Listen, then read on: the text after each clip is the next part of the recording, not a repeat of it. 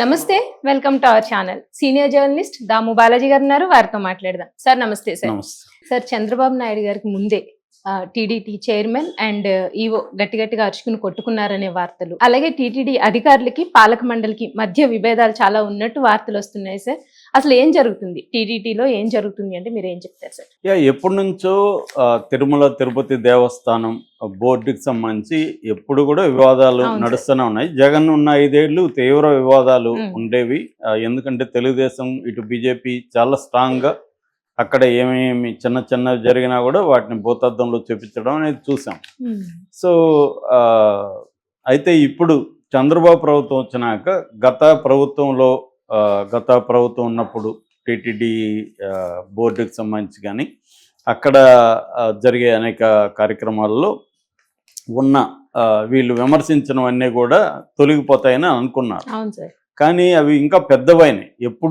ఇప్పటి వరకు తిరుమల తిరుపతి దేవస్థానం చరిత్రలో జరగని విధంగా తొక్కిసలాట్లో, అది కూడా వాళ్ళు ఏమి లక్షల మంది లేరు, 2500 మంది ఒక పార్క్లో కూర్చోబెట్టుకున్నారు. వాళ్ళు కూర్చోబెట్టుకున్న వాళ్ళని ఆర్గనైజ్డ్గా బయటికి తీసుకురావడంలో ఫెయిల్ అయ్యి వాళ్ళని కంట్రోల్ చేయలేక చిన్న మైక్ అనౌన్స్మెంట్ ఇచ్చి, అరే బాబు ఒక ఆమెకి ఇక్కడ ప్రాబ్లం అయింది, ఆమెను మేము బయటికి తీసుకెళ్తున్నాం, గేట్లు ఓపెన్ చేస్తున్నాం, మీరు ఎవరు లేవకండి, అలాగే ఉండండి అని చెప్పున్నా కూడా ఎవరు లేసే పరిస్థితి లేదు. ఈ మినిమం కూడా కామన్ సెన్స్ లేకుండా పెద్ద గేట్ ఓపెన్ చేసేయడంతో వీళ్ళు అప్పటికే దాదాపు 24 గంటలుగా వెయిట్ చేస్తున్నారు. సో వెయిట్ చేస్తున్న వాళ్ళు ఒక్కసారిగా పరిగెత్తుకొని రావడంతో తొక్కిసలాట జరిగి చనిపోయారు. సో ఇది జరిగినప్పుడు డైరెక్ట్గా దీనికి టీటీడీ బోర్డు వాళ్ళ ఆధ్వర్యంలో జరుగుతుంది. కానీ ఎవరు కూడా మేము బాధ్యత వహించట్లేదు. చంద్రబాబు నాయుడు ముందే ఇటు TTD board chairman BR Naidu, EO executive officer ఆయన శ్యామలరావు, ఇద్దరు కూడా గట్టిగా అరుచుకున్నారు అన్న వార్త ఎవరో సాక్షినో లేకపోతే వైసీపీ సోషల్ మీడియా రాయలే. జ్యోతిలో, ఈనాడులోనే వచ్చింది. జ్యోతి, ఈనాడు అనేవి ఆల్మోస్ట్ టీడీపీకి కరపత్రాలు లాంటివి.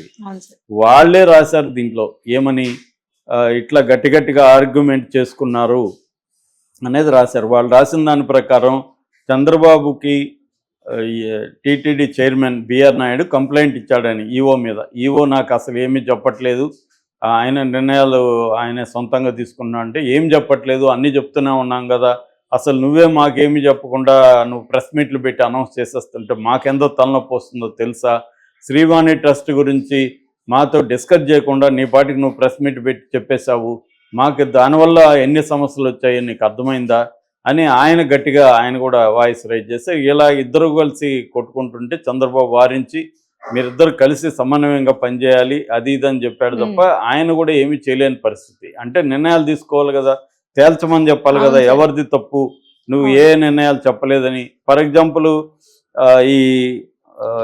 ఈ ముక్కోటి ఏకాదశికి సంబంధించిన ఏర్పాట్లకు సంబంధించి 15 సమావేశాలు జరిగితే వీళ్ళిద్దరూ కలిసి, అంటే బిఆర్ నాయుడు, ఈవో శ్యామలరావు కలిసి ఒక్క సమావేశంలో మాత్రమే పాల్గొన్నారు అని కూడా ఆంధ్రజ్యోతి రాసింది. అంటే అర్థం ఏమిటి, రేపు ముక్కోటి ఏకాదశి జరుగుతుందంటే నాకు అసలు ఏమీ తెలియట్లేదని బిఆర్ నాయుడు చెప్తున్నాడు. అంటే ఒక టీటీడీ చైర్మన్కి అక్కడ జరిగే విషయాల పట్ల అండర్స్టాండింగ్ లేకపోతే ఇంకా ఆయన ఎందుకు, ఆయనన్నా తీసేయాలి, ఆయన చేతగానోడని. ఇది ఇంతకు ముందు రాలేదు కదా ఇటువంటివి, గతంలో మనం ఎప్పుడు వినలేదు. జగన్ ప్రభుత్వంలో చైర్మన్కి ఈవోకి మధ్య గొడవలు అనే మాట మనం వినలేదు. ఫైనల్గా బ్యూరోక్రసీ అనేది పొలిటీషియన్ దగ్గర పనిచేయాలి, ఫైనల్ నిర్ణయాలు తీసుకుంటారు. అతనికి నచ్చకపోతే నన్ను ట్రాన్స్ఫర్ చేయండి సార్ అంటాడు, వేరే దగ్గరికి వెళ్ళిపోతారు. అంతేగాని దగ్గర ఉండి ఇప్పుడు సిఎస్ ఉన్నారు, చీఫ్ సెక్రటరీ ఉంటారు, ముఖ్యమంత్రి చెప్పింది చేస్తారు. వాళ్ళు ముఖ్యమంత్రికి సలహాలు ఇస్తారు, సార్ ఈ నిర్ణయం వల్ల ఈ ప్రాబ్లమ్స్ వస్తాయి సార్ అని చెప్తారు. లేదా ఫ్యాక్చువల్గా మిస్టేక్స్ ఉంటే ఫ్యాక్చువల్ మిస్టేక్స్ చెప్తారు, ఇవన్నీ చెప్తారు. అవన్నీ చెప్పిన ఫైనల్ డెసిషన్ ఎవరిది, చెప్పేవరకే వీళ్ళది. ఫైనల్ డెసిషన్ ఎవరిది అంటే ముఖ్యమంత్రిది. ముఖ్యమంత్రి నిర్ణయం తీసుకుంటే నీకు ఇష్టం ఉన్నా లేకపోయినా నువ్వు అది అమలు చేయాలి, అది సిస్టమ్ ఉండేది. లేకపోతే వాళ్ళని ఎందుకు ప్రజాస్వామ్యం ఎన్నుకోవాలి, అందరూ అధికారులు పరిపాలించే సిఎస్ఐ నిర్ణయాలు తీసుకోవచ్చు కదా, ముఖ్యమంత్రి ఎందుకు? ముఖ్యమంత్రి ఏంటంటే ప్రజల ప్రయోజనాలు దృష్టిలో పెట్టుకొని ఆయన నిర్ణయాలు తీసుకుంటాడు. దానివల్ల ఏమైనా ఇబ్బందులు వస్తాయనుకుంటే వీళ్ళు సెక్రటరీలు చెప్తారు. అట్లాగే మంత్రుల దగ్గర కూడా ప్రిన్సిపల్ సెక్రటరీ ఉంటారు ఆయా శాఖల్లో.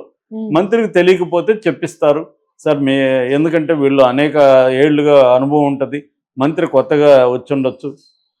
అప్పుడు కూడా మంత్రి చెప్పినా కూడా ప్రజల ప్రయోజనాల దృష్ట్యా నేను ఈ నిర్ణయం తీసుకుంటున్నాను అని కానీ ప్రిన్సిపల్ సెక్రటరీకి చెప్తే ప్రిన్సిపల్ సెక్రటరీ అమలు చేయాల్సింది, ఇష్టం లేకపోయినా. మనకు చాలామంది ఐఏఎస్ ఆఫీసర్లు పుస్తకాలు రాస్తున్నారు వాళ్ళ అనుభవాలు, తెలుగులో కూడా రాశారు. మోహన్ కందా కానీ ప్రసాద్ గారు కానీ వీళ్ళు రాశారు. అది చదివితే కూడా ఇలాంటి అనుభవాలు చాలా ఉంటాయన్నమాట. ముఖ్యమంత్రులతో కానీ ప్రధానమంత్రులతో కానీ. ప్రసాద్ అని ఆయన మన పివి నరసింహారావు దగ్గర కూడా పనిచేస్తారు. నేను అట్లాగే కొన్ని మోడీ దగ్గర పనిచేసిన వాళ్ళ పుస్తకాలు కూడా చదివాను.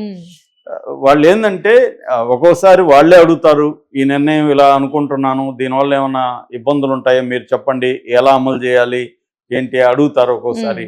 ఒక్కోసారి ఇప్పుడు సీనియర్ చంద్రబాబుకి ఆయన బోల్డ్ మందిని ఇట్లాంటి వాళ్ళని చూశాడు, ఆయనకి అపారమైన అనుభవం ఉంటుంది కాబట్టి అలాంటి వాళ్ళు ఏంటంటే అవి కూడా ముందుగానే ఆలోచించుకొని చెప్తారు. ఒక్కోసారి అడుగుతారు కూడా వీళ్ళ అనుభవం ఏంటి వాళ్ళ నుంచి. సో అవేమి లేకుండా ఒక బిఆర్ నాయుడు టీటీడీ చైర్మన్, ఆయన గతంలో అనుభవం ఉండకపోవచ్చు కానీ ఆయన నోటీస్కి అయితే తీసుకెళ్ళాలి కదా, నిర్ణయాలు ఏమన్నా ఉంటే ఆయన ఇన్వాల్వ్ చేయాలి కదా. అవేమి చేయకపోతే మరి ఈవోని ఎందుకు చంద్రబాబు నిర్ణయం తీసుకొని ఆయన తీసేయలేకపోతున్నాడు? సో ఇక్కడ ఇప్పుడు ప్రాబ్లం వస్తుంది. అంటే చంద్రబాబుకు కూడా బిఆర్ నాయుడు ఉండడం ఇష్టం లేదా, లోకేష్ కోసం సైలెంట్గా ఉన్నాడా? ఎందుకంటే ఇక్కడ ఇంకొకటి కూడా ఉంది, అసలు ఆంధ్రజ్యోతి రాధాకృష్ణకి బిఆర్ నాయుడిని పెట్టడం ఇష్టం లేదు. అప్పటి నుంచే చంద్రబాబుకి వ్యతిరేకంగా తెలుగుదేశానికి వ్యతిరేకంగా రాధాకృష్ణ చేస్తున్నాడు, ఇలాంటి ఆరోపణలు కూడా ఉన్నాయి. సో ఏదేమైనా ఇదొకటి. రెండవది, చంద్రబాబు సూచన మేరకు పాలక మండలిని సమావేశపరిచారు ఈ విషయం మీద డిస్కస్ చేయడానికి. ఆ పాలక మండలిలో చాలామంది సీనియర్లు కూడా ఉన్నారు. ఇటు భానుప్రకాష్ రెడ్డి, పనబాక లక్ష్మి, జ్యోతిల్ నెహ్రూ, ఎంఎస్ రాజు ఆయన ఎమ్మెల్యే కూడా, మహేందర్ రెడ్డి, ఇలాంటి వాళ్ళంతా కూడా పార్టిసిపేట్ చేశారు మొన్న. ఎవరో కొంత నార్త్ ఇండియా నుంచి ఉన్న ఒకరిద్దరు సభ్యులు తప్ప అందరూ వచ్చారు. అప్పుడు కూడా ఏమైంది, తీవ్రమైన వాగ్వివాదాలు జరిగాయి ఈ సంఘటన పట్ల. ఈ సంఘటన అధికారులదే ప్రధాన తప్పని వీళ్ళు మాట్లాడితే, మీరు ఆ మాట్లాడే క్రమంలో భానుప్రకాష్ రెడ్డి ఏం తమాషాగా ఉందా అని తీవ్ర స్వరంతో మాట్లాడితే, మీరు అటువంటి మాటలు మాట్లాడకండి, అసలు ఆ విషయాలు చర్చించకండి అని ఈవో కూడా గట్టిగానే మాట్లాడాడని ఇవన్నీ కూడా ఆంధ్రజ్యోతి రాసింది. మరి ఈ స్థాయిలో అక్కడ అధికారులకి ఇటు బోర్డు మెంబర్లకి పాలక వర్గ మండలి మెంబర్లకి మధ్య ఇంత ఘర్షణ వాతావరణం ఉంటే ఇంకా నిర్ణయాలు ఏమి జరుగుతాయి? సాక్షాత్తు బిఆర్ నాయుడికే ఏమీ తెలియకపోతే ఇంకా వాళ్ళ సమన్వయం ఎలా ఉంటుంది? పై స్థాయిలో సమన్వయం లేకపోతే కింది స్థాయిలో సమన్వయం ఉండదు. సో ప్రధానంగా దీన్ని ఫస్ట్ చంద్రబాబు అడ్రస్ చేయాలి. ఇక్కడ చంద్రబాబు ఇమీడియట్గా పాలక మండలికి అధికారులకి ఉన్న సమస్యని సాల్వ్ చేయకపోతే ఇంకా పెద్ద ప్రమాదాలు జరుగుతాయి. సో బిఆర్ నాయుడు కొత్త కావచ్చు కానీ ఆయన తెలుసుకోవాలి, అధికారుల అభిప్రాయాలు వినాలి. పాలక మండలి సీనియర్ మెంబర్లు ఉన్నారు, ఆల్రెడీ గతంలో పనిచేసిన వాళ్ళు ఉన్నారు, వాళ్ళ అనుభవాల నుంచి నేర్చుకోవాలి. అవేమి జరుగుతున్నట్లేదు. అందువల్ల ఇప్పుడు బిఆర్ నాయుడు మీద తీవ్ర విమర్శలు అన్ని వైపుల నుంచి వస్తున్నాయి. తెలుగుదేశం మీడియా కూడా బిఆర్ నాయుడు వచ్చినాక కొన్ని తప్పులు జరుగుతున్నాయి, విఐపి కల్చర్ బాగా పెరిగిపోయింది, గతంలో ఉన్న చెడ్డ సంస్కృతి జగన్ పాలనలు ఏదైతే విమర్శించినా అవే ఉన్నాయి. బిఆర్ నాయుడు కూడా జగన్ వల్ల నాకు చాలా భక్తి దేవుడు అంటే, అయినా కూడా నేను ఇన్నేళ్ళు రాలేదు, ఎందుకంటే జగన్ పరిపాలన అక్రమాలు అన్యాయాలు జరుగుతున్నాయని రాలేదని కూడా స్టేట్మెంట్ ఇచ్చాడు. మాట్లాడితే ఆయన గతంలో జగన్ ప్రభుత్వం మీద విమర్శలు చేస్తుంటాడు. మంచిదే, జగన్ ప్రభుత్వంలో గతంలో జరిగిన దాన్ని వీళ్ళు ఎత్తి చూపడం అవన్నీ ఓకే, కానీ వాటిని రిపీట్ చేయకూడదు. అంతకంటే ఎక్కువ జరుగుతున్నా కూడా సైలెంట్గా ఉన్నారు. అసలు మొదటికే మోసం అంటే బిఆర్ నాయుడు చైర్మన్ని అధికారులకు ఖాతరు చేయకపోతే